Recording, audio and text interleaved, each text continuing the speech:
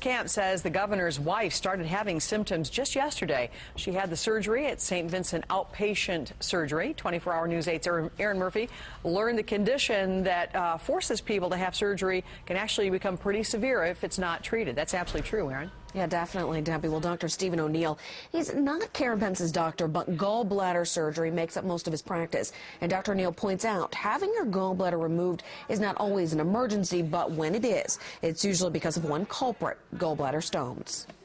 It was a day of celebration. Governor Mike Pence is sworn into office with his wife watching nearby.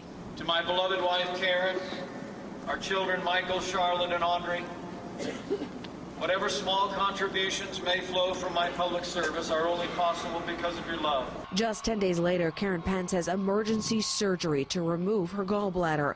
A common procedure, around 500,000 of them are performed every year, and most of them on women.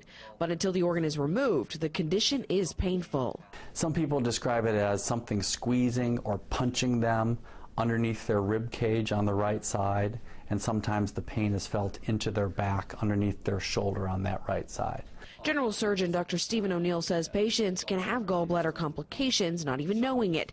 But when it's an emergency, usually that means stones have formed in the organ. Some people just have occasional pains lasting a half hour to 2 hours or so that then come and go on their own. Some people then have a pain that lasts, is persistent, and does not go away. And these are generally the people who need to have it removed more quickly.